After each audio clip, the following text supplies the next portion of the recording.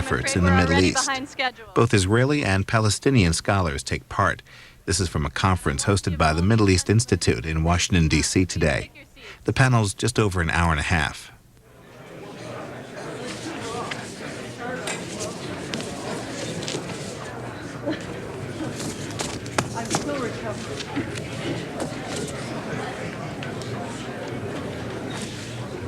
Thank you very much.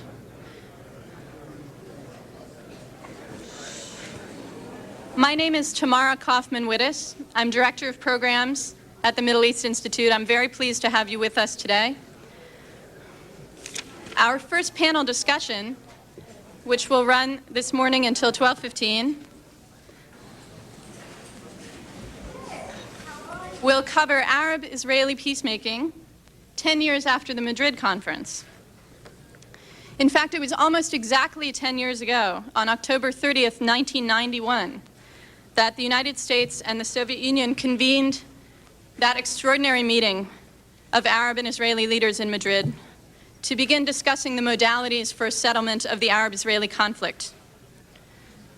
Now, in the past year, there's been a lot of ink spilt and a lot of voices raised trying to explain who's at fault, who's to blame for the collapse, or perhaps apparent collapse, of the Arab-Israeli peace process, including the Palestinian-Israeli track and the Syrian-Israeli track, as well as the worthy but abandoned multilateral process.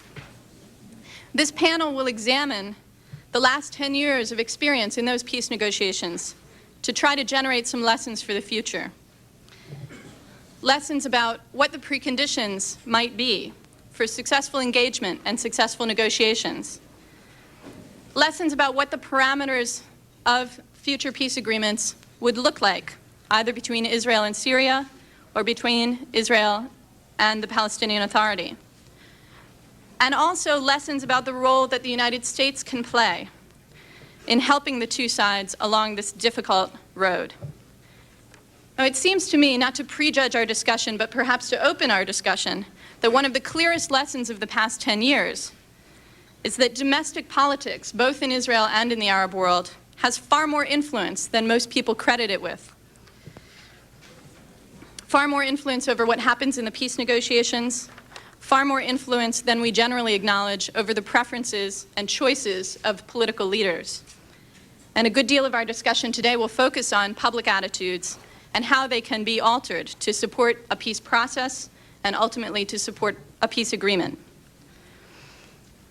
Over the past decade, the United States has varied its approach to the Arab-Israeli peace process, but whether it was coaxing the parties to the table by convening the Madrid conference, whether it was hosting signing ceremonies and blessing agreements with U.S. assistance, whether it was mediating disputes or the implementation of agreements, or whether it was engaged in crisis management, the U.S. has remained engaged with the peace process without a lapse.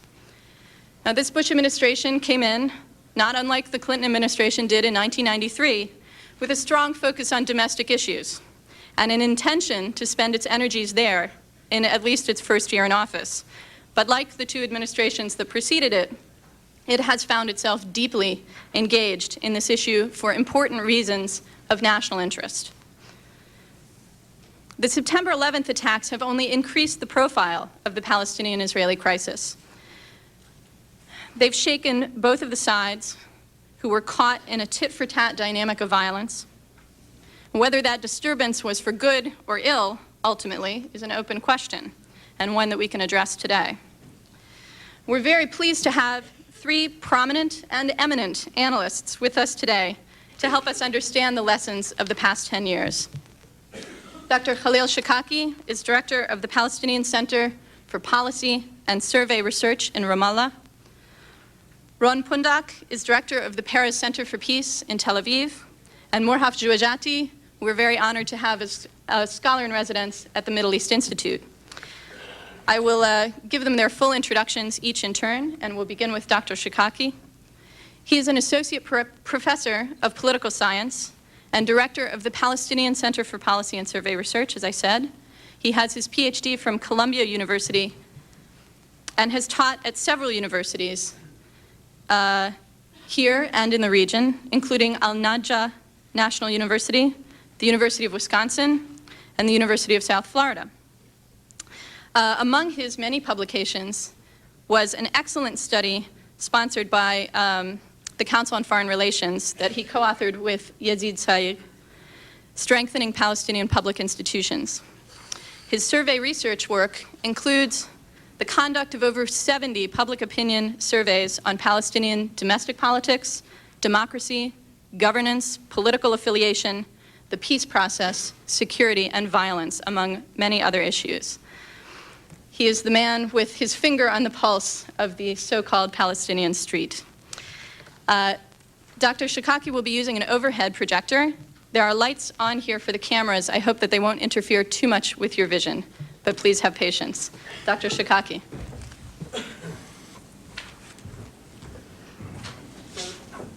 Thank you very much. I'm very glad to be here, coming to New York and Washington. It feels and it sounds home away from home.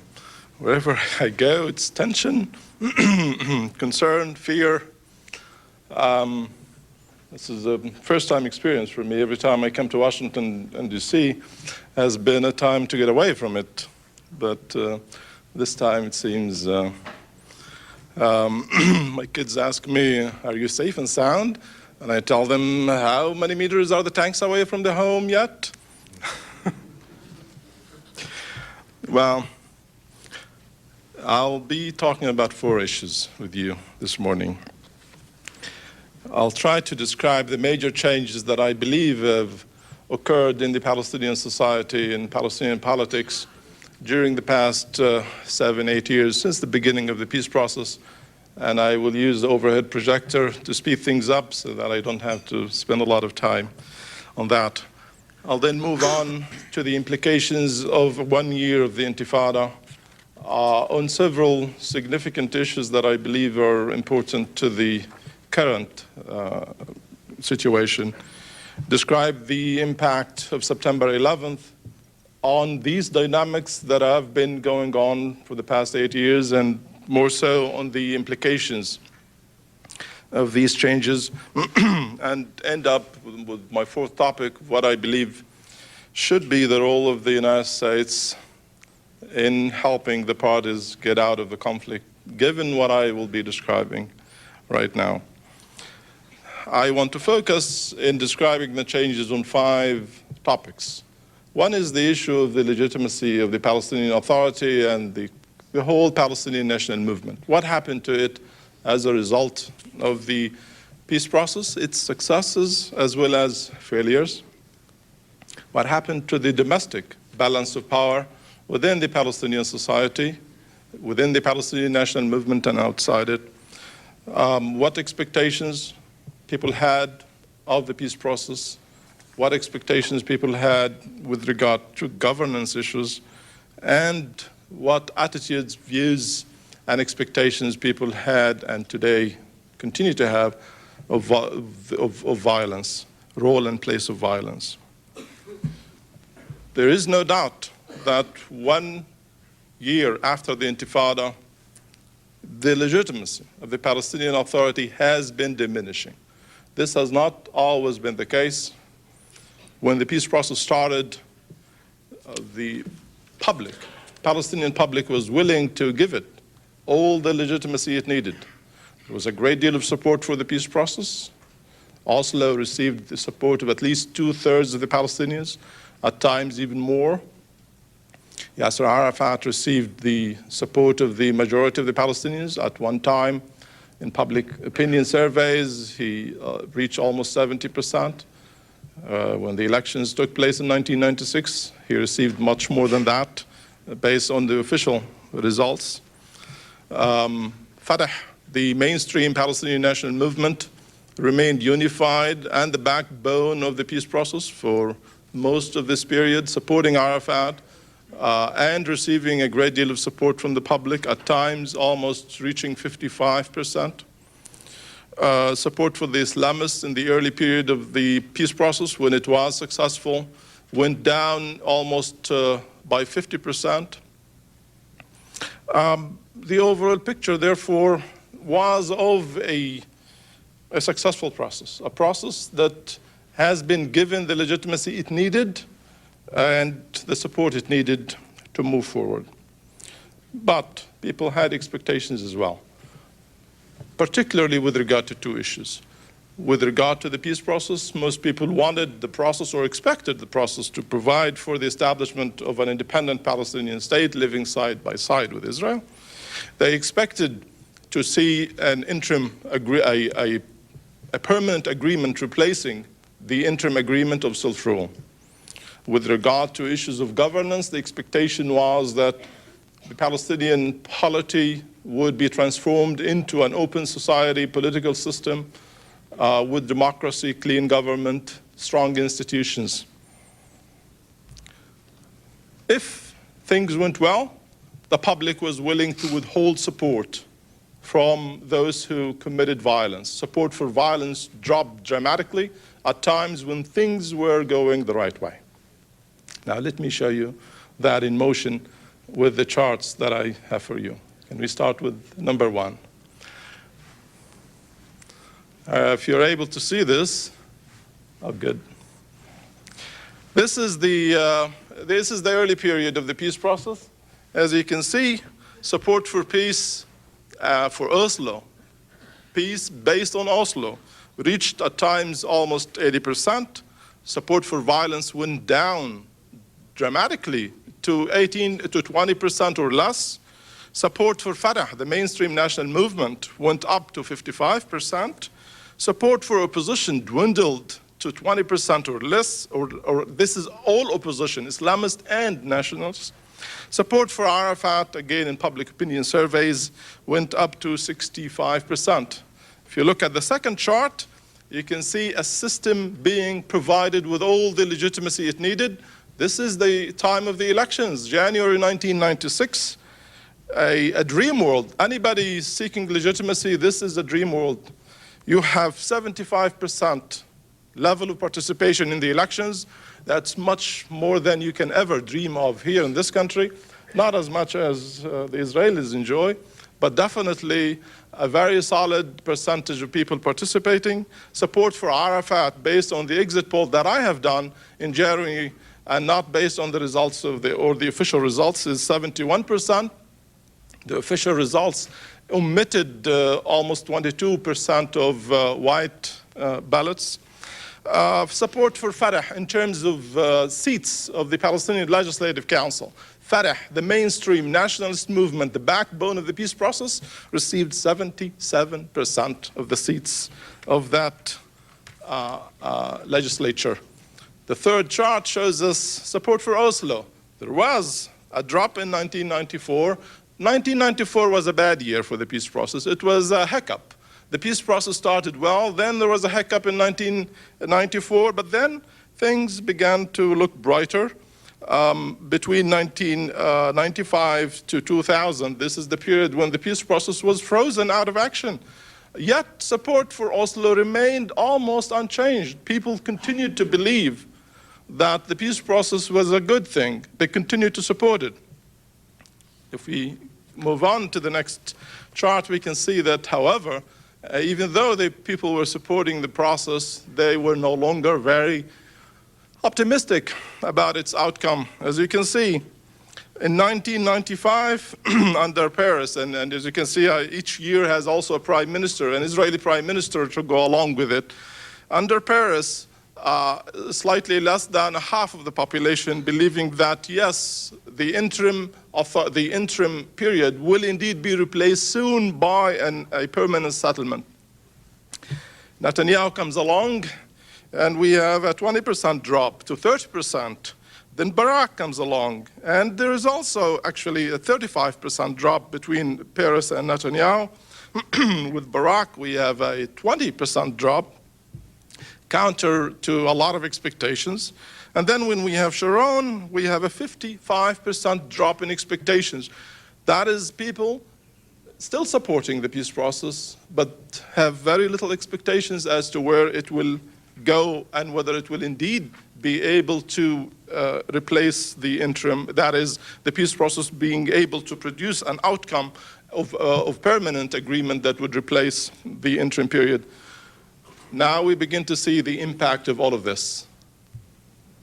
This is one of the most dramatic impacts.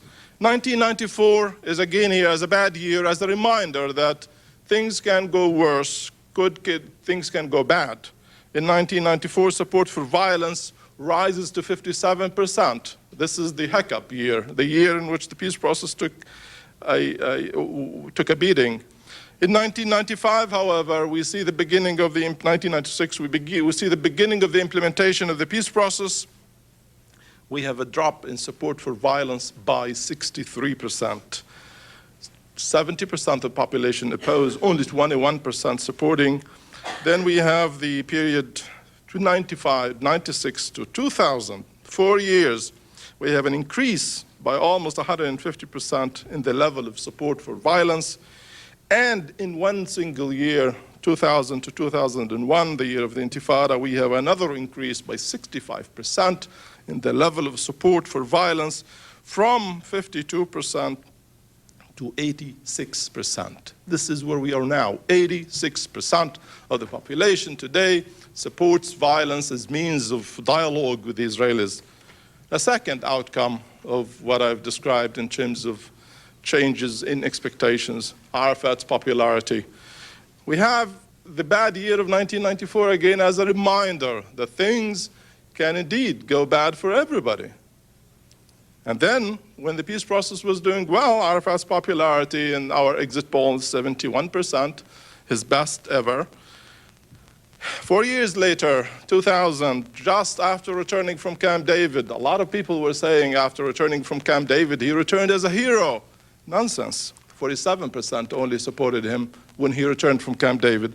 A lot of Israelis today, particularly in the Israeli military intelligence, keep telling us, Arafat is doing very well. The public loves him. He supports violence. He's leading the Intifada. The public is rewarding him for it. Again, nonsense. His popularity is dropping by about 30% in a single year. Let's look at the nationalists. And again, everybody expects that the nationalists are doing very well. They're leading the Intifada. The public must be supporting them. That too is wrong. In fact, again, if we look at the early period of 1993, we can see that the Islamists were at 25%. This is just the Islamists alone. While the nationalist mainstream was 45%. I've shown you the year 1996 in which the Islamists dropped. This is only Islamists, in this case, 15%, while the nationalists rose to 55%. Go to 2000, in 4 years, the Islamists have not changed, more or less at the same level, about 17%, just a 2% increase, but the nationalists have dropped significantly by 33%, in fact, to 37%, from 55% to 37%. 1 year of the Intifada, 2000, 2001, we can see the Islamists have increased their strength by 60%, from 17% to 27%, and the nationalists have dropped by 22, 23%, from 37% to 29%. Now, one reason for the loss of the nationalists, in terms of why has the nationalists been losing, is not only a question of expectations, it's not only a function of failed expectations with regard to the peace process, but I believe equally so, a matter of failure with regard to meeting expectations at the governance level. Look at the 3 years we have here, 96, 2000, 2001, with regard to 3 extremely important issues that we have been following up since the beginning of the creation of the Palestinian Authority in 1995-96. In the early period, you have high expectations. We have positive ratings for the Palestinian Authority on all 3 issues. They're not wonderful, but they're good. Beginning to move into 2000, 4 years later, democracy is the appreciation, evaluation, positive evaluation of democracy drops dramatically from 43% to 21%. 1 year of the Intifada is still there at the same level, 21%. Performance. Performance is an indicator of how people evaluate the institutions of the Palestinian Authority. there you can see is the significant drop from 46% in 1996 to 44%, then dropping again 1 year to 40%. Corruption, only 49% in the early period expected the PA, or not expected, but actually believed that there was corruption within the PA. 4 years later, there was indeed a very systemic increase. Month after month, we have been seeing the public losing confidence with regard to the ability of the Palestinian Authority to clean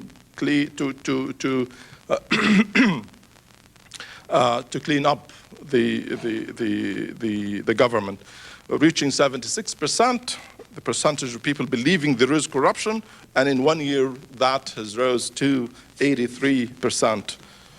Last 2 or 3 charts that we have, one with regard to expectations. This is about violence and the peace process. This is about the last 2 years, that is the 2000-2001, as we embark at the time of the end of Camp David. Camp David ended, but 44% of the Palestinians still have not lost hope. They believe that talks will soon resume, that there will be no violence. Only 1 to 3% believe that this was the end of the peace process. 1 year later, you can clearly see that it's an extremely bleak and grim situation. 17% only believe that there is chance for peace, and 46%, the exact doubling of those who believe that this is the end of the peace process. And that, of course, explains the next chart.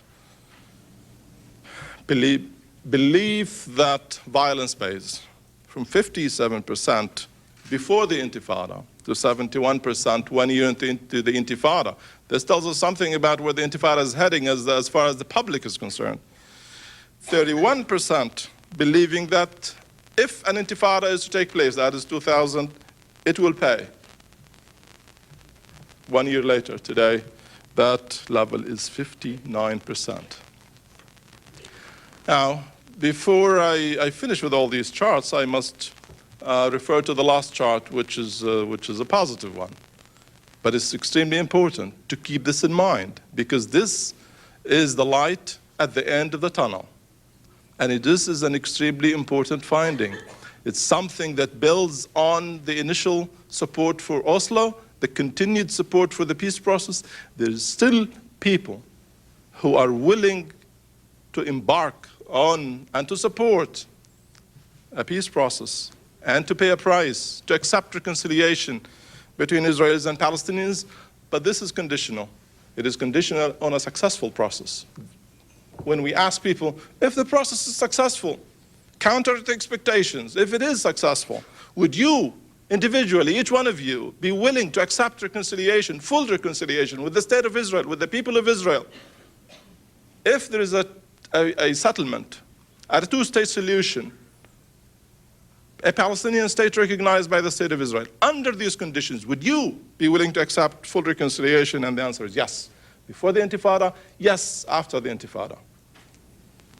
This indicates that, of course, if you look at, we do not just examine reconciliation by the overall attitude to the theoretical notion of Intifada. We break it down into components: political, social, economic, and ideological. The most difficult part of reconciliation, the most difficult part to accept, is one that requires change in the narrative. This we have not found support for, never found any support for it. It seems to me there is a very little chance that this will happen as long as the Palestinians still live under occupation. I don't know when it will happen, if ever. In the Israeli society, after years of the establishment of the state, only in the past 5-10 years did we begin to see revisionism in the Israeli and writing history in Israel. So do not expect this to change, not very soon, not in the Palestinian context, definitely not in the context of continued occupation. You're kidding. Now, I thought all this would speed things up. What are the implications of 1 year of the Intifada? I think we've done with the charts. I believe that the diminishing legitimacy of the Palestinian Authority. There are very good reasons why the Palestinian Authority has been losing its legitimacy. One is the failure of Oslo. These are the people who orchestrated Oslo on the Palestinian side. They failed. As far as the public is concerned, they failed. Therefore, the public is punishing them by withholding legitimacy. You have, as far as Arafat is concerned, there is also a personal punishment to him. Most Palestinians believe that he has failed in 1 year of the Intifada to project leadership, that he is out of it, that he is not talking, he's not communicating with the Palestinians, he's being punished for it. Palestinian institutions, very weak as they were, failed immediately to provide services. At the time of extreme needs in the Palestinian society, these institutions failed to provide services. But perhaps most importantly, the Palestinian national movement, the backbone of the peace process, witnessed a major split within the movement between the old guard and the young guard. The old guard have been able to lead the Palestinian people because they reached Oslo. Those who led the first Intifada were put aside, more or less. The old guard dominated the Palestinian political system, but they failed to open the system so that the young guard can gradually be absorbed and recruited within the system. Now, this Intifada is the tool of the young guard to displace the old guard. This is their way. This is their ticket to leading the Palestinian people. Therefore, their legitimacy is not that of the old guard. Their legitimacy is revolutionary legitimacy. They will not take orders from the Palestinian Authority. That withholding of legitimacy has weakened the ability of the Palestinian Authority and of Arafat to manage the current crisis, to be able to get out of it. His ability, his capacity, thereby to commit, fully to commit to a ceasefire, in my view, is questionable.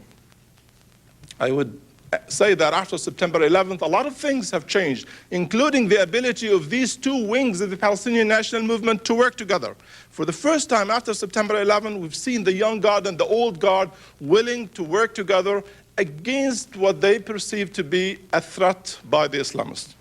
A second outcome of the Intifada has been the ability of the Palestinian Authority and the Palestinian national movement as a whole, in my view, to negotiate a permanent settlement. The Intifada has created a very extremely hawkish environment affecting some of the fundamental issues of the permanent status, including the issue of refugees, definitely the issue of the holy places, but also issues like settlements, for example. That is going to make it more difficult for the Palestinians, at least under the current conditions, to negotiate a permanent settlement. Therefore, I do not believe that given the current conditions, that this is something that the two sides can immediately engage in. The third one is a long-term issue. The ability of the Palestinian national movement to lead the Palestinian people is questionable. If the current trends continue in terms of changes in the balance of power, the division within the national movement, the diminishing legitimacy of the Palestinian Authority and the national movement, we will see the Islamists gaining high grounds. In a single year, they've increased their strength by 60%. If this continues, they will become the mainstream in another year or so. Now, before I finish, I just want to come to the last point that I want to make.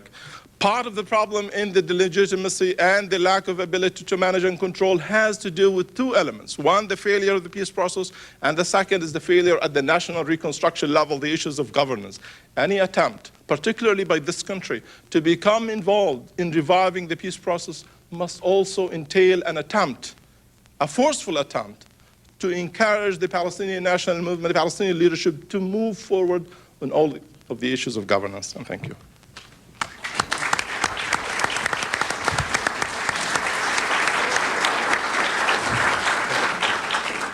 Thank you, Dr. Shikaki. We will be taking questions after all three of the panelists have finished, but as you think of them, again, you can write them on your 3x5 cards, hold them up, pass them to the aisles, and our assistants will bring them forward. Next, we'll hear from Dr. Ron Pundak, who, as I mentioned earlier, has recently become the director of the Perez Center for Peace in Tel Aviv, an Israeli nonprofit organization established in 1997 to promote peace in the Middle East. Dr. Pundak played a decisive role in creating and participating in the secret track of unofficial negotiations in Oslo, which culminated in the Oslo Accords of September 1993. He also served as a member of the official negotiating team until that signing ceremony took place. He's continued to be involved in various policy planning frameworks for ongoing and future negotiations, both at the bilateral and the multilateral level. During 1994 and 1995, Dr. Pundak was part of an Israeli-Palestinian team which prepared what became known as the Beilin-Abu Mazen Understanding, providing a blueprint for negotiations and a framework for agreement on final status issues. And up until this summer, Dr. Pundak had served as the executive director of the Economic Cooperation Foundation in Tel Aviv, a nonprofit organization devoted to finding new and innovative approaches to conflict resolution and cooperation projects, mainly between Israel and the Palestinians. Dr. Pundak.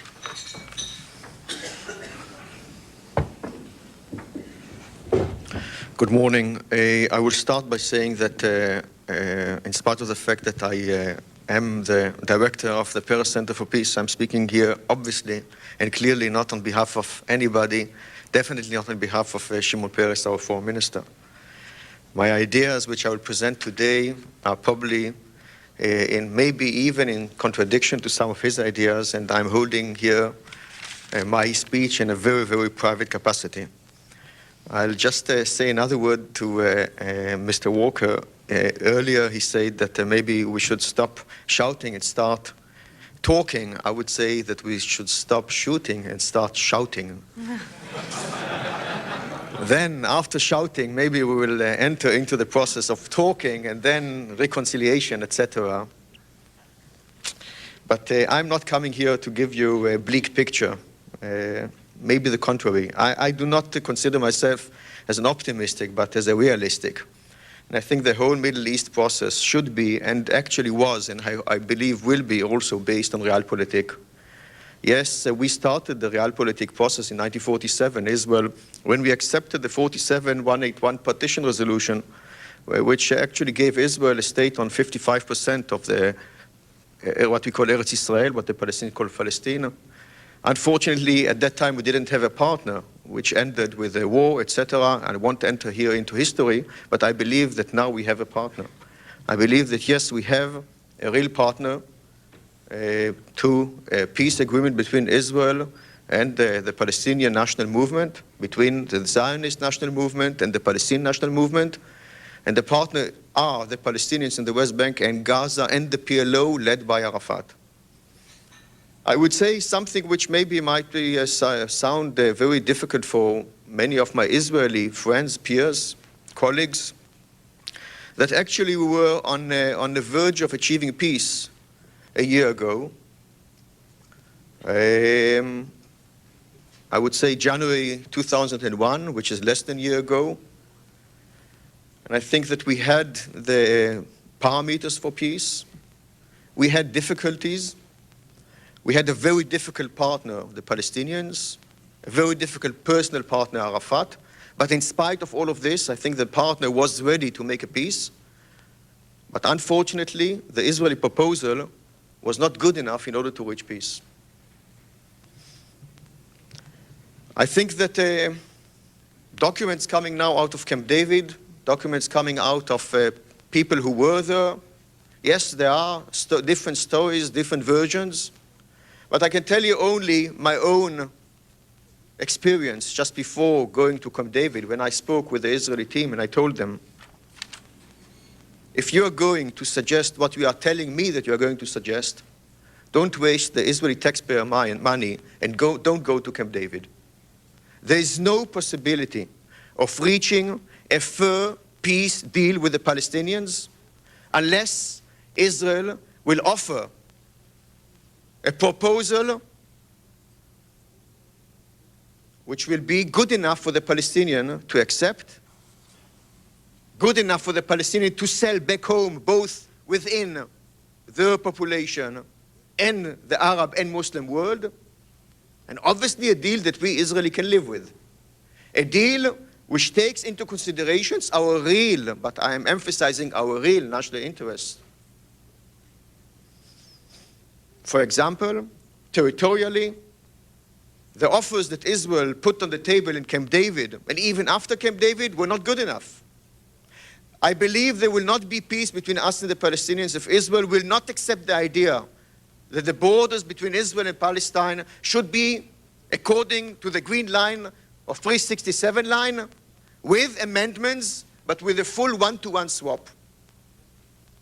I cannot imagine that we will have a deal with the Palestinians if symbolically Arafat will not be able to claim that he has the sovereignty over the Haram al-Sharif.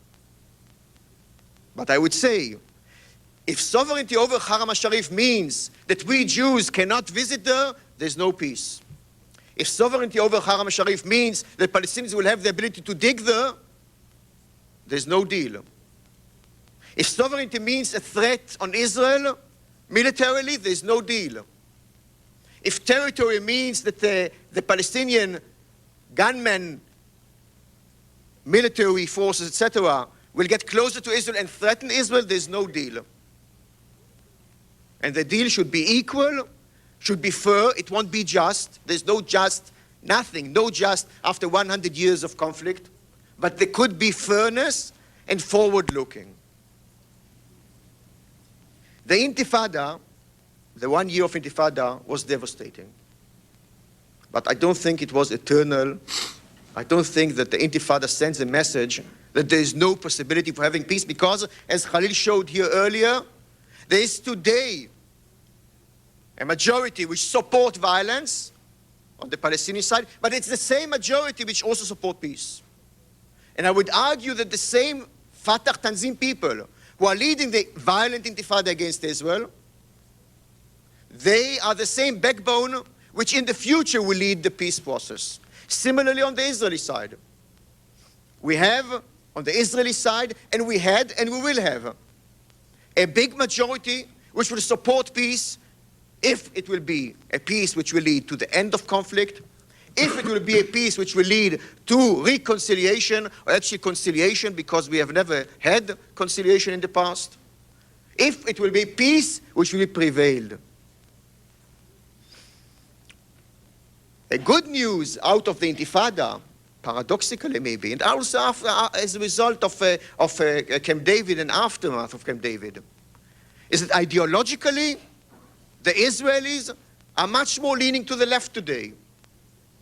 Compare Israel of pre-Madrid 10 years ago. There was a very clear division, ideological division, between approximately 50% who supported Shamir and 50% who supported Rabin. And supporters of Shamir were ideologically, most of them, supporters of Shamir. Bigger Eretz Israel, settlement movement. Today, if there will be an offer by Arafat tonight to Israel saying, I am stopping the Intifada, I agree on the 67 borders, refugee problem should be solved, but not on the expense of the state of Israel as the state for the Jews. And let's enter into negotiations. You'll have overwhelming majority in Israel who will support it. And people will say, to hell with the territories. It's not important enough. Let's finalize the deal and have peace. Now, it cannot happen today. It cannot happen today because of mainly two reasons. We have lost one very important thing, and this is the trust. The trust which was developed very, very delicately between Peres and late Arafat with the Palestinian leadership and Arafat, sorry, late Rabin and well, let's God give Arafat many years, but because we need him for making peace in the Middle East. I'm talking about Peres and the late Yitzhak Rabin. And the second thing which we have maybe, and I hope not, lost is the hope. Is the hope that it's possible. Because without hope, without a very clear future, without a very clear political horizon, there won't be peace in the Middle East. Now, in the past, we argued that we Israelis, mainly after Netanyahu and during Sharon time, we must create a way to bring back the hope to the Palestinians. To tell them, yes, in spite of everything, at the end of the tunnel, there is a light, and the light is a Palestinian state, side by side, viable Palestinian state with Israel. Today, we need also to create hope among Israelis. And we need Palestinian very clear messages that the end is not a continuous fight against Israel. The end is not mobilizing the whole Islam and Arab world against Israel. But the end is, again, it's a two-state solution. It's a viable peace, not only viable state.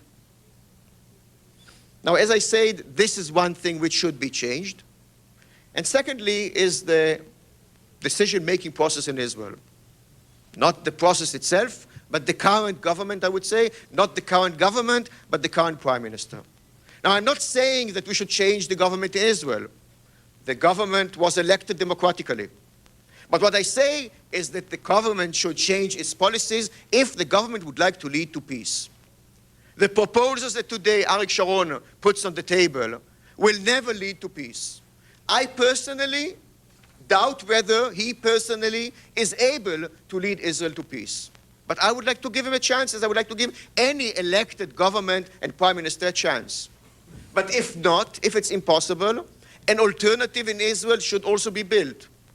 Politically, but not only politically, also conceptually. Now, conceptually, this could only be changed if we will get help from two sources. One source are the Palestinians. If the Israeli peace camp, if the Israeli center and center-left, if the majority of Israelis will not start to hear messages of peace for the Palestinian side, the biggest ally for the Palestinians, which are the Israeli, or is the Israeli camp, and are the Israeli left and center-left, will not participate and will not mobilize itself in order to work within Israel towards peace. And if the center and center-left will not work for this, there won't be neither Palestinian state nor peace. And if there will be war, both sides will suffer. So as I say, clear messages from the Palestinians. Similar to one of the messages that we heard last week from a prominent Palestinian leader, Sari Nusseibeh, who started to speak in this language.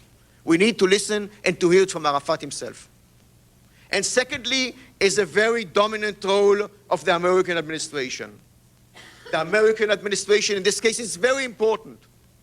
The American administration should put on the table not a very detailed program as the Clinton program of 23rd December year 2000, but guidelines. Guidelines which around them, the two peace camps on the Palestinian side and the Israeli side can mobilize it themselves and can rally people around it. Because, as I said, in a sense, it's today a perception on both sides that peace cannot be attained. And the answer is that peace can be attained, but under different circumstances and different political decision-making or leadership. Now, currently, there is a different situation. As Khalil said, every day you move, every day you come, things are changing dramatically. I think today, the Americans have an opportunity. 10 years ago, it was the American administration which actually pushed against his will. Prime Minister Yitzhak Shamir took him to Madrid. And this actually brought the breakthrough towards Oslo 2 years later, and eventually the peace process. We might be actually within a similar situation. It was a war which created it. It was what I call a factor, an external factor, which came in through the war, allowed the Americans to do this act, to convene Madrid conference, and to move forward and push the sides actually towards the peace process. I think the Americans should do the same thing today. History cannot obviously come back, but by and large, the possibilities are there.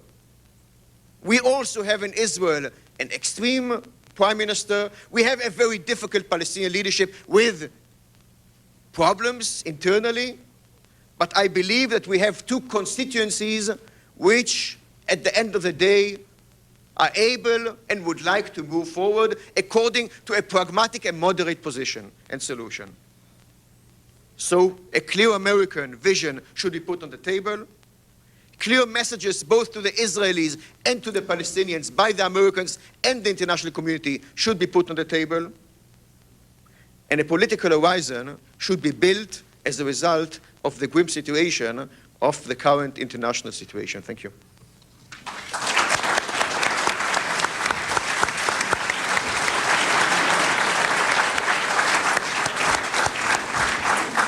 Thank you, Ron. We'll hear now from Dr. Morhaf Jouajati, a scholar in residence at the Middle East Institute. He's been with us since February of 2000, and I hope that we'll be able to keep him for as long as possible. Prior to joining the Middle East Institute, Dr. Jouajati was an advisor to the European community in Damascus on Syrian political affairs. He also headed the UNDP development program in Syria and was a member of the Syrian delegation to the bilateral peace talks here in Washington between 1991 and 1993. Dr. Jouajati will be offering lessons with respect to the Syrian-Israeli peace track. Dr. Jouajati.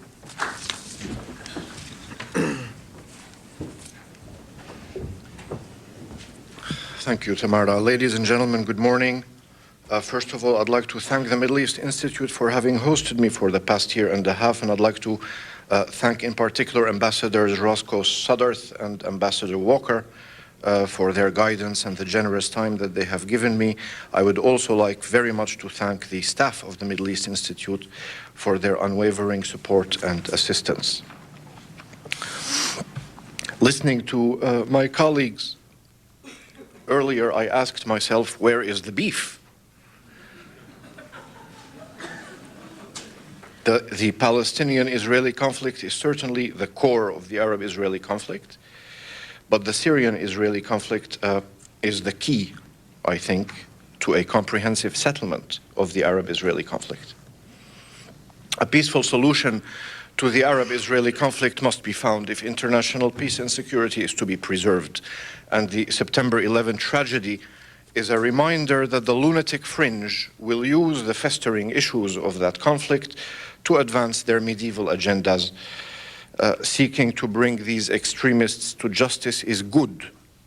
Seeking to bring solutions to festering problems that produce these extremists, I think, is even better. In light of this, I think the one great challenge for the Bush administration is to revive the Middle East peace process and to translate that process into a just and lasting peace. This obviously is no easy task, as evidenced by the inconclusive on-again, off-again talks of the past decade. But despite the difficulties, I am convinced that a just and lasting solution is possible. Both sides have demonstrated at various times a willingness to come to terms with one another. The tragedy of September 11th seems to have created an opening for progress on the Arab-Israeli front, much as the aftermath of the Gulf War provided the opportunity for the first Bush administration to launch the Middle East peace process. Intense diplomatic pressure by the President and by Secretary of State Colin Powell might explain the Palestinian Authority's recent clampdown on Palestinian radicals and the relative, though timid, relaxation of the Israeli stranglehold on the Palestinians. These bilateral steps are hopefully the first in a series towards the resumption of Palestinian-Israeli negotiations. In the meantime, I think now is a good time to identify some of the past mistakes and the missed opportunities.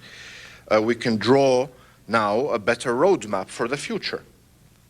I will focus, as Tamara said, on the Syrian-Israeli track in particular. Parenthetically, let me remind you that UN resolutions 242 and 338 and the Land for Peace formula form the basis of the Middle East peace process. And according to UN resolutions, Israel must withdraw from territories it occupied in recent conflict, meaning the 1967 war. And the Arabs must accept Israel within secure and recognized boundaries. Now, what went wrong on the Syrian track? Initially, in 1991, Syrian-Israeli negotiations were similar to the dialogue of the deaf. There was a conscious effort on the part of the Israeli government of Prime Minister Shamir to sabotage the talks, something that Shamir himself later admitted. The point of divergence was that Shamir wanted peace for peace, ignoring the territorial dimension of the land for peace equation. Syrian-Israeli talks under Rabin were far more positive. Israel's tone had changed, and Rabin was operating on the basis of land for peace. Talks progressed following Rabin's acquiescence to Syria's demand for a commitment to a total withdrawal.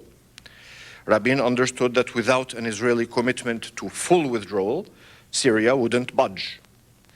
But rather than persevering in what were certainly difficult talks, Rabin switched gears in August '93 and launched the Oslo process.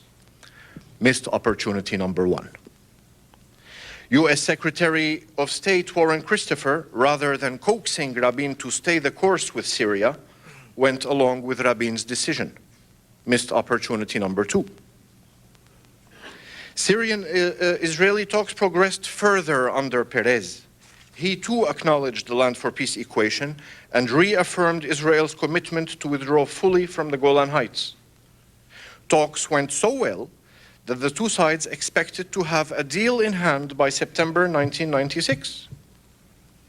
Unfortunately, Peres decided to hold early elections in Israel, which he eventually lost to Mr. Netanyahu, and then interrupted the talks altogether in February '96. Syria did nothing in terms of public diplomacy to help Peres defeat Netanyahu in that election.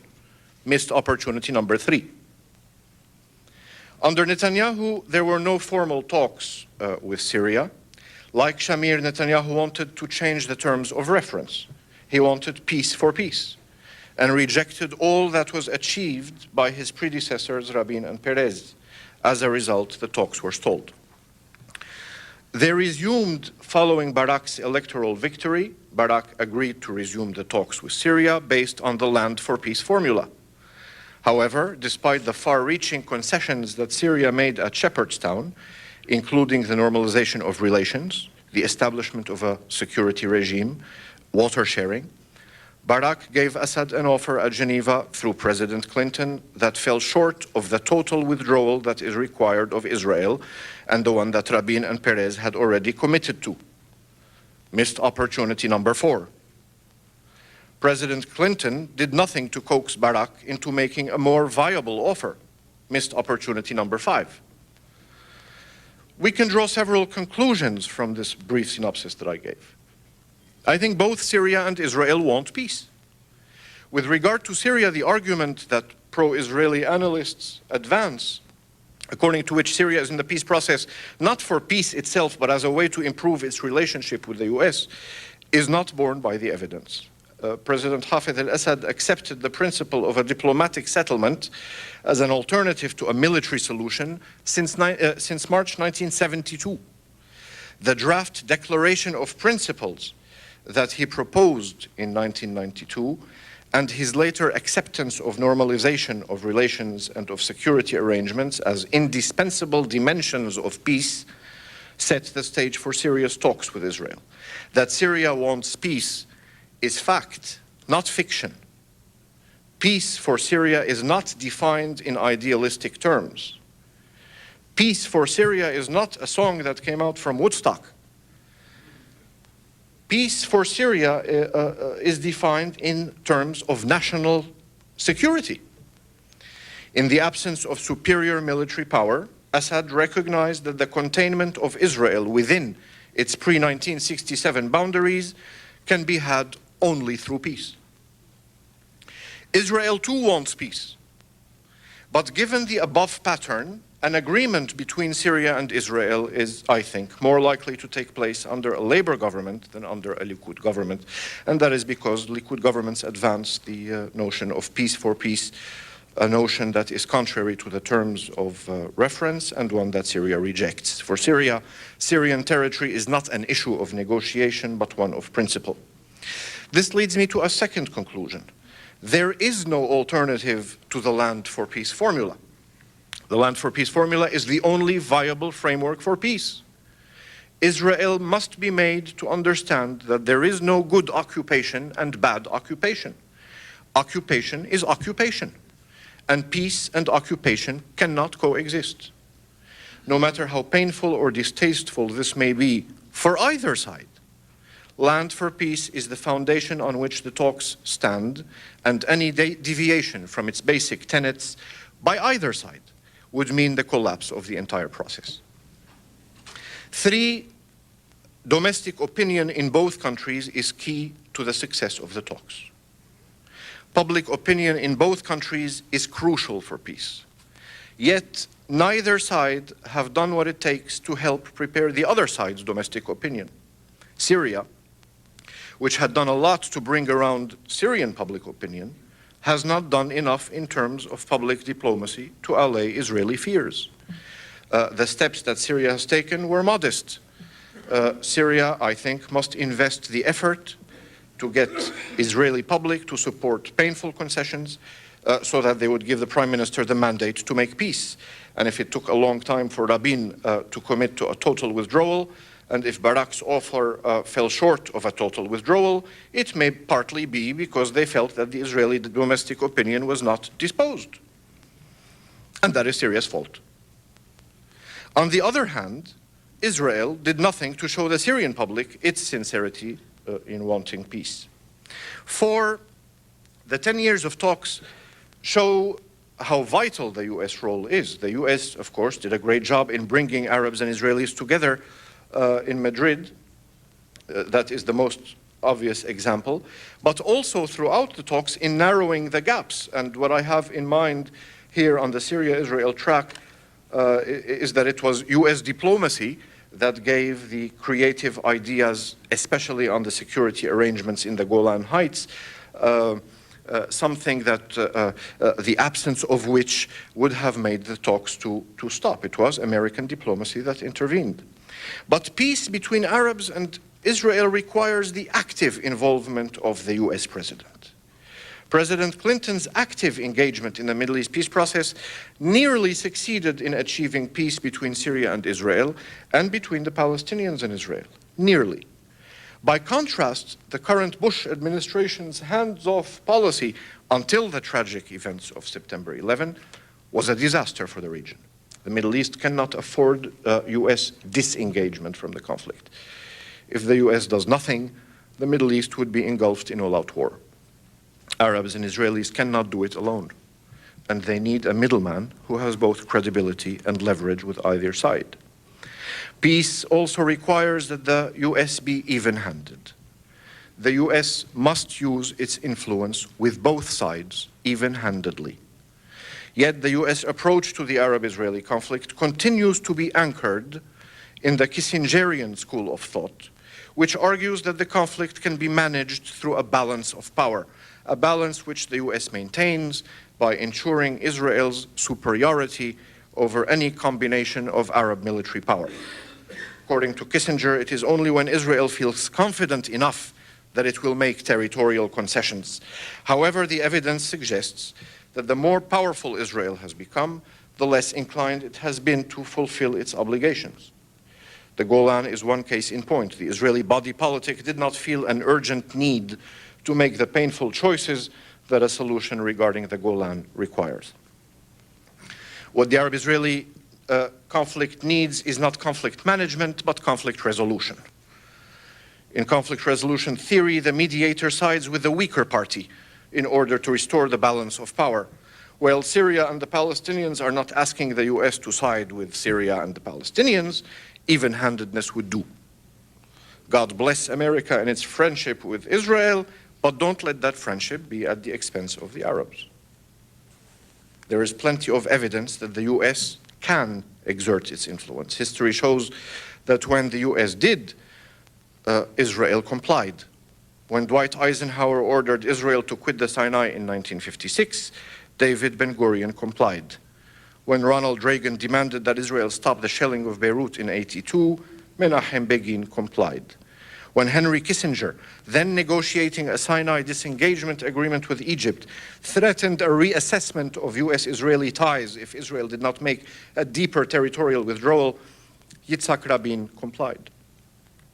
This leads me to suggest that had Bill Clinton threatened a reassessment of US-Israeli ties unless Barak committed to a deeper territorial withdrawal on the Golan, just as Henry Kissinger did, Syria and Israel would have been at peace. With a bit of help from its friends, Israel can do it. That Israel's national unity government, as far back as June 67, expressed a willingness, a readiness to withdraw from the Golan in return for peace and proper security arrangements, testifies to this. Ladies and gentlemen, the Syria-Israel track of the Middle East peace process is promising. Once calm is restored on the Palestinian-Israeli front, once negotiations are underway between Palestinians and Israelis, the resumption of the Syria-Israel track is possible.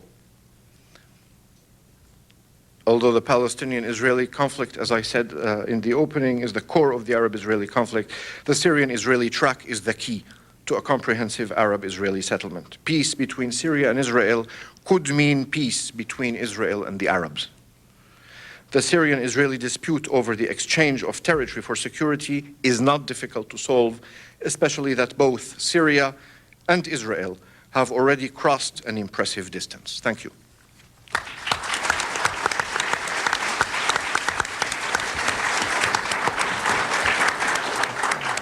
Okay. Thank you, Dr. Georgiati. Thank you. Okay, let me speak from up here since I can't seem to get that mic on. I'm going to open it up for questions at this point. Let me start with one of my own. Thank you.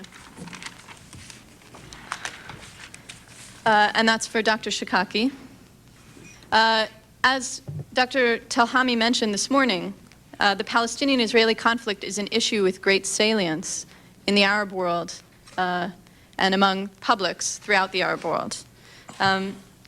Given the degree to which it engenders strong feelings there, and the degree to which Arab leaders throughout the region are concerned about the conflict, to what extent, in your view, is the Palestinian Authority constrained by the views of those other Arab leaders? I think that should be on.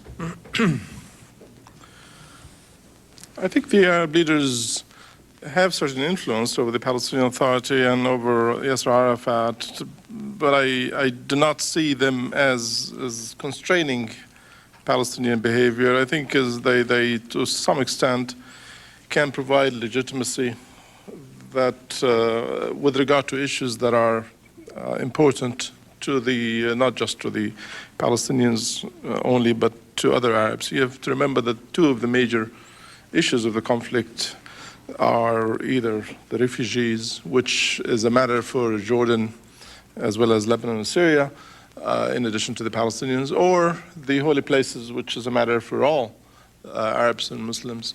And to knowing that in negotiations Arafat will have to make compromises with regard to these two issues, the attitudes of Arab leaders with regard to those concessions or compromises in terms of providing or withholding legitimacy from these compromises is going to be essential, and I think they do play a role. Although the Camp David negotiations were held behind closed doors, I believe that failure to consult with Arab leaders in the early stages before going to Camp David and to bring them on board was a significant procedural failure that have contributed to the failure of Camp David. Thank you. We've got a number of questions for Dr. Pundak about the assassination of Israeli Tourism Minister Rechavam Ze'evi the other day. Ron, to what extent do you think that assassination changes the dynamic that you described and alters the chances for a positive outcome? It actually all depends on what will be the Israeli reaction. If the Israeli reaction will be aggressively entering into Area A's and demanding the Palestinians to extradite the assassinators, I think it will be very, very damaging to the peace process. I think that they should be obviously caught and courted and be put in jail for the rest of their lives. I cannot imagine that Arafat today can, unfortunately, maybe, but cannot, I don't think that he cannot, I'm almost sure he cannot extradite any Palestinian assassinated to Israel today. And if this will create a chain of action and reaction, it will be tragic. And if Israel will start to assassinate Palestinian leaders and the Palestinians will retaliate by assassinating Israel leaders, it will be tragic. I hope that the sides will be able to stop this kind of chain and, of action and reaction. But again, I think that, as I said earlier, it's the role of a third party to intervene and to become a much more dominant player in an area which, if it will erupt, might influence not only our life, but also the life of the world. Thank you. This is a question for Dr. Shikaki. You say that the two wings of the Palestinian national camp, the old guard and the new guard, are now working together. But as the level of violence causes Islamists or support for Islamists to become a majority of the public, do you see that trend of cooperation increasing? Well, you have to remember, during the past year, the young guard have sought support and coordination with the Islamists, because in the way that the young guard defined victory is end of occupation, no matter how. It's end of occupation, that is their ticket to leadership, to displacing the old guard. Thereby, they sought the support of the Islamists. What happened after September 11 is significant, because now they realize that the continued activities of the Islamists may in fact undermine even that objective. Undermine the objective, undermine their ability thereby to displace the old guard and be in charge. To what extent will they be able to continue this kind of coordination?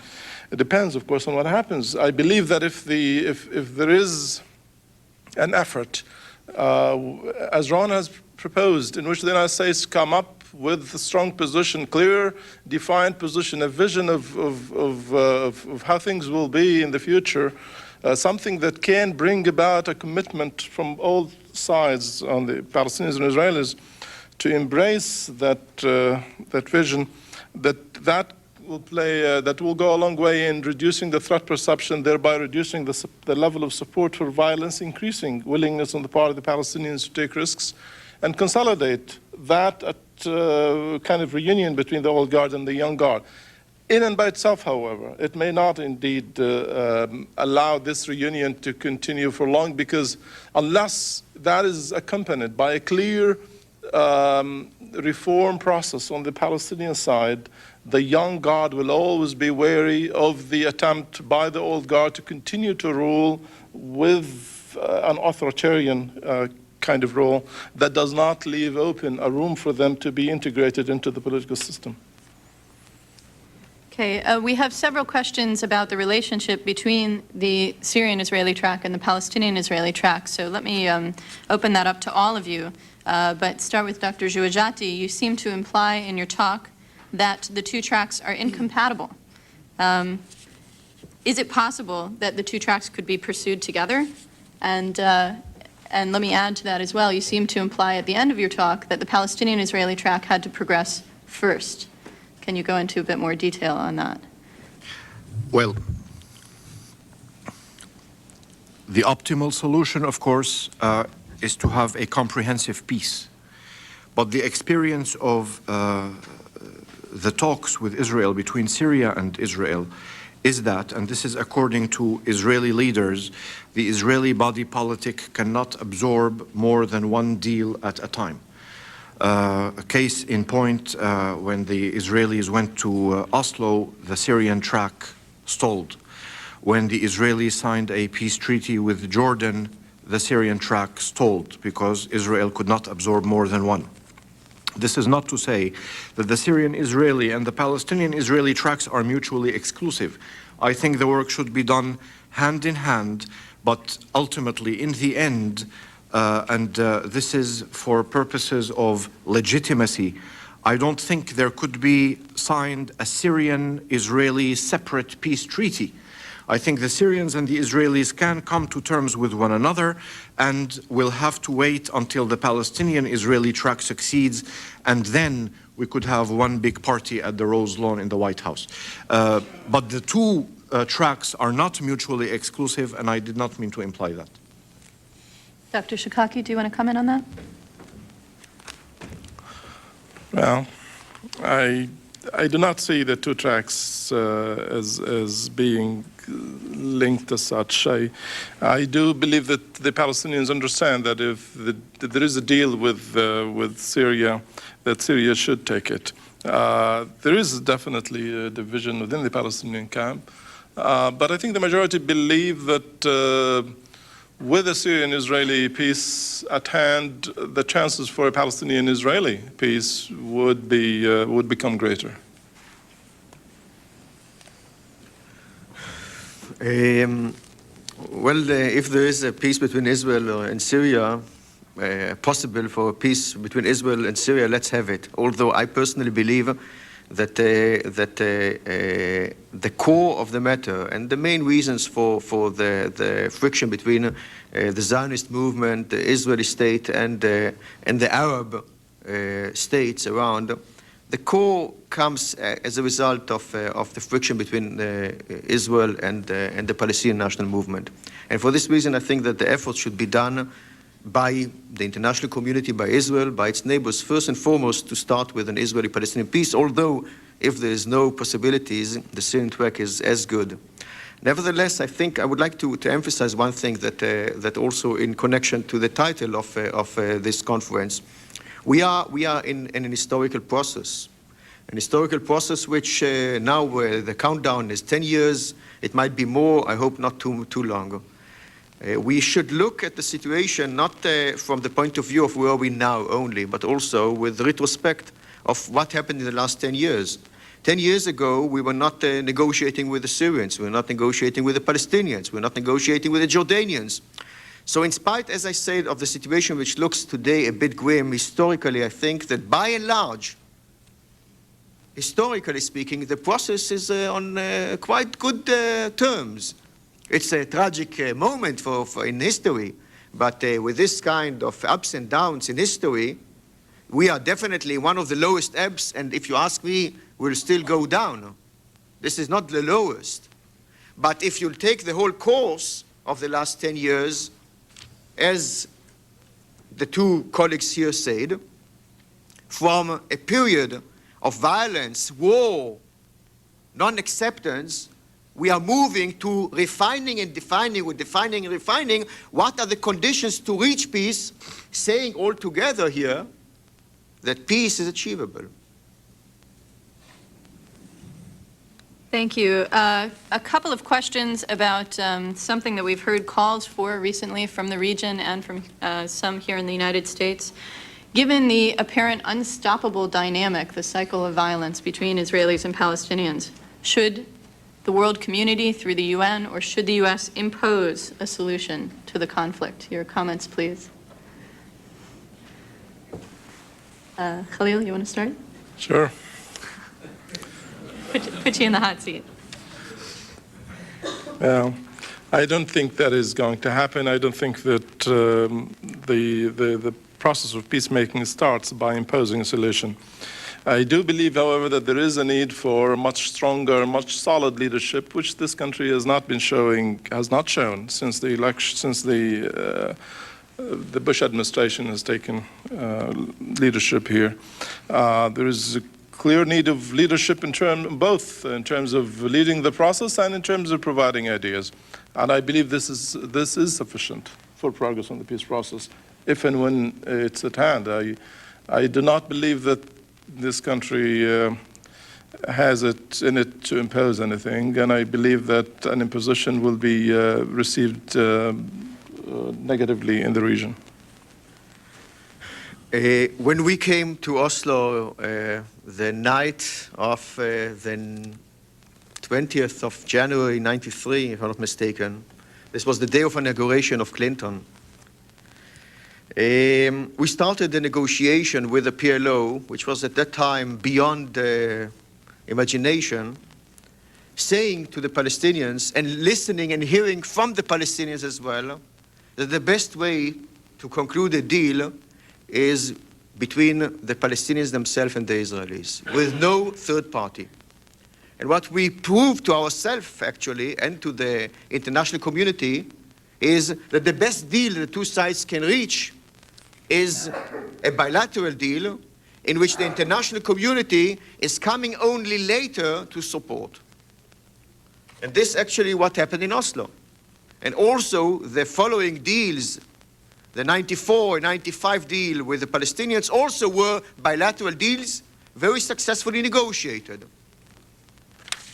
My conclusion will be that the preference is bilateral negotiations. Israeli-Palestinian, Israeli-Syrian, have the two sides sit and conclude. However, if this cannot be attained, and as we saw during the last period of both Netanyahu and Barak in government, the two sides needed the Americans, and I would say even the Israeli side needed more the Americans. I think mistakenly, but this was the situation, and this was the demand of our Prime Minister Ehud Barak. So it was an American, very dominant role. I would say if the Americans cannot assist, I cannot think about a coerced American agreement. But what I can see, and again, I am not in favor of it, but if this is the price in order to attain peace, let us have it, is maybe something which will replace 242. Maybe something which will be bigger than an American program. Maybe a UN new Security Council resolution which will give new guidelines, which will come not only instead of 242, but also instead of 181 and 194. Because the international legitimacy through the UN might be eventually the only way to push the two sides, then after having the international guidelines, to go bilaterally and have a deal. May I second Dr. Shikaki? I think the word impose is far too strong of a word. There cannot be the imposition by any external power on a settlement. But certainly I think the US needs to be more engaged in the Middle East, and we are beginning to see that happen. I do not agree that we have to look for substitutes to 242. 242 is written in stone. I do not give too much credence to the idea of an UN-inspired thing, because Israel has never listened to the UN. There is a psychological effect about US mediation on both sides. And, you know, the US is very much like E.F. Hutton. Whenever the US speaks, people listen. Okay, I think Morhav's comments also get to another series of questions we've received about whether the U.S. is indispensable for its role in the process. Let me move on. Questions for Dr. Jouejati and Dr. Shikaki on similar grounds. Barak's offer to Syria at Geneva was deep. All but a few meters along the shore of the lake were offered. Wasn't that sufficient to serve as a basis for continuing the talks? Why the breakdown? And a very similar question for Dr. Shikaki. Barak's offer, certainly in Israeli eyes, at Camp David last summer was very generous. Can you explain why Arafat did not engage the process with a counter-proposal and continue the talks? Dr. Jouejati first. For the question on Mr. Barak's offer, no, it was not enough. The agreement with Israel was that it would be a full withdrawal for full peace. Full peace was defined as being the normalization of relations between Syria and Israel. It was a normalization includes the free flow of people and merchandise and goods and services across the borders, an Israeli embassy in Damascus and an Israeli flag over that embassy. It meant a security regime by which there would be an equitable disengagement of forces. The security regime also included a monitoring station that would be manned by American and French civilian personnel, and that there would be water sharing. Syria assented to its requirements of Resolution 242, and Israel had to assent to its requirements, the territorial component. Now, President Assad was constrained in this, the late President Assad. Syrians before 1967 used to go down to Lake Tiberias and dip their toes in the lake. What would a peace look like if they could no longer do that and there was a barbed wire or a fence 10 meters away from the lake? It would look to them as this is a bad deal. And he couldn't give the Syrians a bad deal. Now, the Syrians understand the sensitivity of the water issue for Israel. And I think at Shepherdstown, the Syrians tried to put it in ways that they would be flexible on water.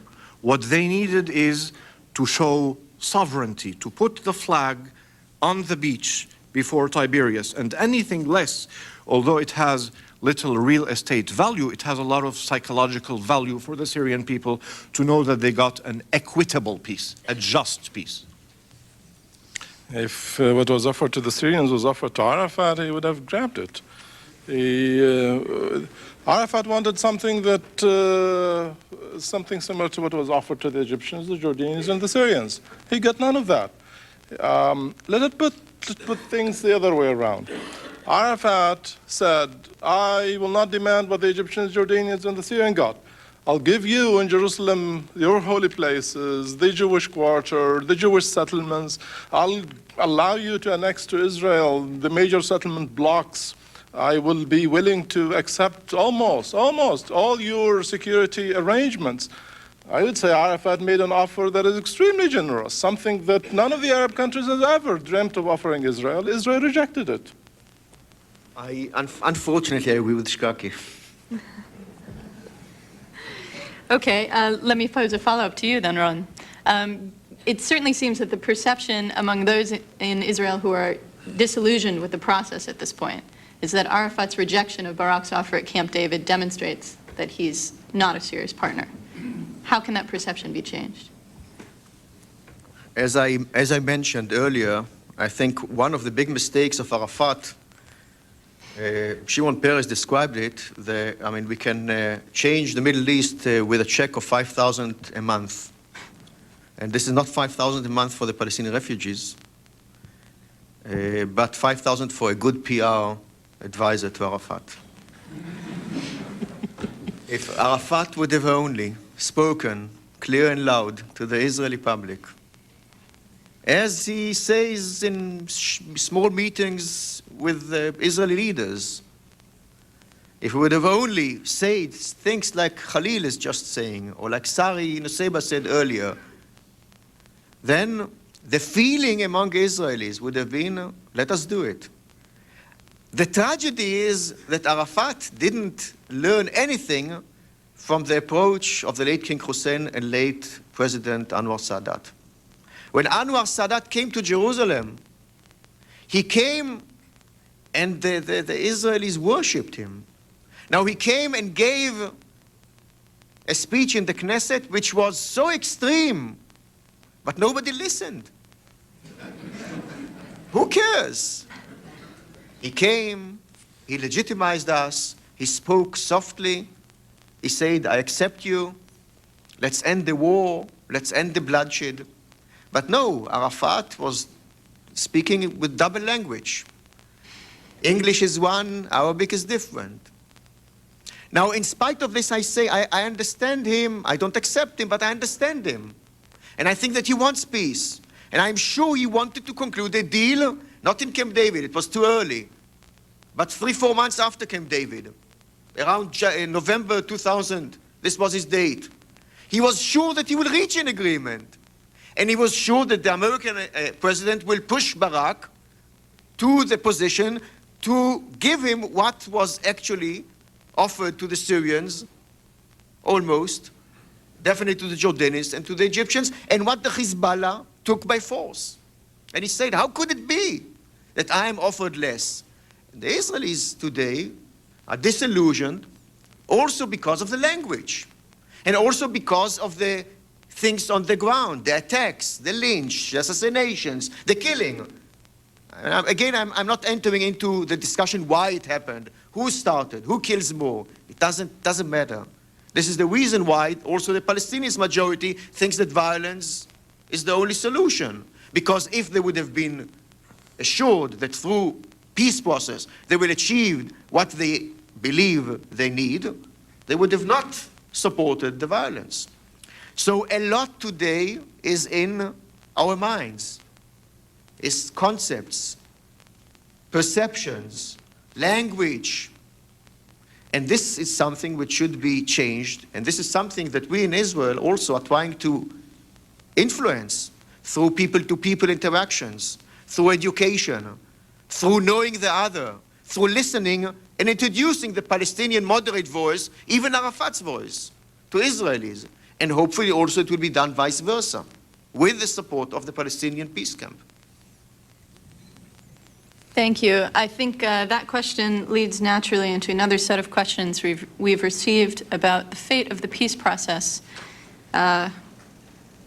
when, inevitably, sooner or later, Yasser Arafat is no longer with us. Dr. Shikaki, would you like to start? Well, today, I believe the Palestinian national movement is glued together by Arafat. If Arafat is removed today under the present conditions, I hope nobody in Israel is considering that. But if anybody in Israel is considering it, then this will begin a process of ending the dominance of the Palestinian national movement.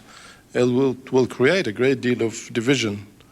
And the ability of the Palestinian body politique to present Israel with a negotiating partner will greatly diminish the ability of any single Palestinian leader, from the young guard or the old guard, to be able to accept anything less than what Arafat has rejected would be, in my view, unquestionable. Nobody is going to be able to do that. Okay, and Ron, I have to say that since the beginning of the Intifada last fall, I've heard a number of visitors from Israel tell me that, well, we've given up on this generation of Palestinians. The younger generation is more pragmatic. They have more experience with us. We'll wait for them. Well, it's true that the younger generation is more pragmatic and much more connected also to the Israeli society. But I agree with Khalil that the younger generation cannot give up Palestinian aspirations on things that the younger generation itself demands. There's no real change, I believe, among the younger generation and the old generation in regards to what a final status deal should be looked like. I think that Arafat is not only a Palestinian asset, but also an Israeli asset. I think he is an asset because, like President Sadat, who won, as he sees it or saw it, the war in '73, Arafat is somebody who led the Palestinian revolution, or is still leading it. And actually, I believe that he is the only one today who can do concessions which are demanded in order to reach a viable peace with Israel. Now, it doesn't mean that if there will be a new generation, new leadership, we won't be able to reach peace. But I fear that it will take more time and it will cause much more casualties on the way. Question for Morhaf. If the multilateral talks resume, will Syria participate in them this time? It will not. It will not. Syria wants to hear a commitment from Israel that there will be a full withdrawal. That will start a process by which there is normalization. Syria views normalization as the fruit of peace. If there is anything that Israel is vying for, it's normalcy. Normalcy in a world of realpolitik has its price. The price is total withdrawal. The Syrians view the multilateral talks as putting the cart before the horse. The horse, which is the commitment to withdrawal, needs to be to move first, and then Syria will normalize. So it will not participate in any multilateral talks unless and until it knows that it has an Israeli oral commitment, not an actual withdrawal, a commitment to withdraw fully? A number of questions that want to bring in issues that may influence the prospects for peace. First, economics. Do the panelists think that greater economic security for Palestinians in particular, but let me broaden this and include Syrians and Israelis, could that help achieve peace? And what can the U.S. and other countries do on the economic front to contribute to the prospects for peace? Go ahead. I'm not a strong believer in economic incentives. I have not seen, doing surveys for 8 years among Palestinians, I really have not seen a great deal of correlation between support for the peace process and economic well-being. In fact, if we look at the current situation, we find that almost 95% of the Palestinians today, 95%, believe that the Intifada has inflicted devastating losses on the Palestinian economy in general and on their own economic status. Yet, that great majority of Palestinians continue to support the Intifada. That is so because their hierarchy of priority puts economic well-being as a third goal for the Palestinians. On top of the Palestinian national agenda is end of occupation, and surprisingly, governance issues, clean government, democracy, strong institutions, coming before economic well-being. Well, people in Israel tend to call people like me peace activists. I don't consider myself a peace activist. Peace is not an objective by itself. Peace is a tool. Peace is a tool, a means in order to strengthen interest, an environment, society, strength of a state, nation, whatever. I see the whole peace process as something which is an ongoing process, which is built basically on 4 legs, 4 tiers. One are the agreements, but the agreements are not good enough. We have peace agreement between Israel and Lebanon from '83, and we have good peace and good relations and normal relations with Lebanon, as you can imagine. So peace as a document is not good enough. One needs to add 3 other elements to this. One is security regime for all. Not only for Israel, for all. Because without security regime safeguarding each other's security, there won't be peace. And security means both security against threats of wars as well as threats of terrorism. Because security is both national security as well as personal, individual security, and now each one in the United States understands this as well. So I said political, security, third tier are the economy sides of it, development. Because if countries will be poor and societies will be hungry, maybe we'll have peace and security, but we won't have a prevailing and sustainable peace. Societies like Japan after the Second World War, like Germany after the Second World War, should be strong economically. This leads to a viable society. And fourth are what I call the civil society, people-to-people element. Without reconciliation process, conciliation process, without conciliation process, without understanding each other, without listening to the narrative of the other side, and maybe starting to work on each other's narrative, without knowing that on the other side there are people like us. I mean, I have a tail, but you know, I mean, it's in my trousers, you don't see it, and Khalil's horns are being kept at home. We are normal people, all of us. And what my child wants is exactly what Khalil's child wants, but his child today is threatened by a tank. My child don't. So, people to people, reconciliation, understanding the other, listening a bit. We in Israel, for example, consider the Syrians as the most brutal society in the Middle East. I tell you they are not. And I have never been there, unfortunately. But they are not.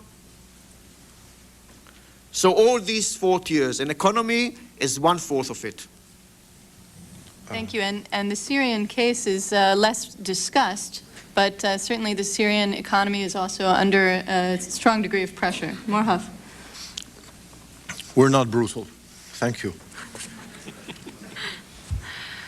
The Syrian economy is in a shambles. But I think the recovery of Syrian sovereignty over the Golan is the national priority, and it is a matter of principle, not a matter of negotiation or money. I don't think any Syrian leader in his right mind would tell his people, I recovered half the Golan and they gave me X amount of dollars. I don't think this is the case.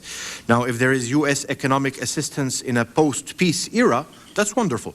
But I don't think that Syrian sovereignty over the Golan is a matter of money. And so no amount of economic assistance from the US or any other source in lieu of the recovery of sovereignty will do. Let me make the question a bit more subtle then. You've written that the Syrian regime finds itself under pressure on security issues in general, but the peace process in particular, from its public. That's one source of pressure. Economic expectations are another source of pressure. If an economic revival could be achieved in Syria, would that give the regime more room to maneuver? The Syrian people are not brutal, but they're obstinate. And here there is a lot of congruence. That is not true in other fields, a congruence between state and society in Syria. There is a congruence. The Syrian society wants back the Golan Heights in toto. And the Syrian economy has put up with the defense effort for what? The past 50 years, and it is back-breaking. And you hear a lot of complaints from the Syrians on the Syrian economy, but they never, ever attribute it to the war effort. Okay, we're reaching the end of our time, and I want to give each of our panelists a chance to sum up or perhaps to respond to some of the other points that were made. Why don't we start with Ron and go down? Nothing to say. Speechless. Khalil. I want to emphasize the point I've made earlier, and that is I do strongly believe that the only way that we will be able, in the absence of any trust between the Palestinian and Israeli side, is for a much stronger American leadership role in both leading a process and proposing ideas. But I want to emphasize again that unless this country also presses the Palestinian leadership on the issues of governance, that full commitment to a ceasefire and full commitment to a peace process will always be threatened and undermined by the lack of progress on the governance issues. This must be kept in mind. Thank you. Morhav.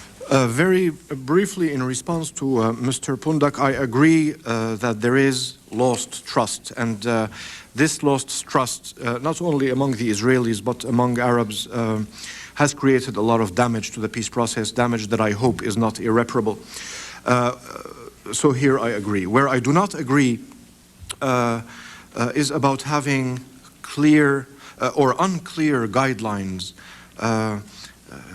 things by which both parties can work out. I find that if there has been any success to speak of on the Syrian-Israeli track, is that the end game initially was very clearly defined so that both parties knew exactly where they were moving.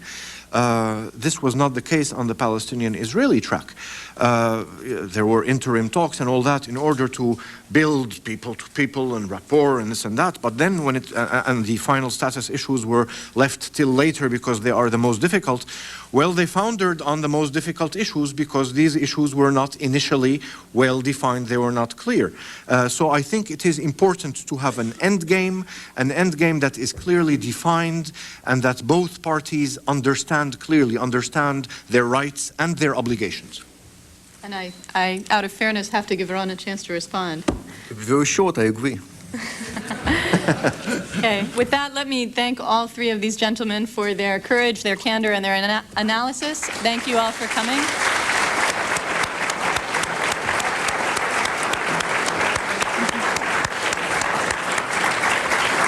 And we break now for lunch. We will reconvene at 2 o'clock. Thank you.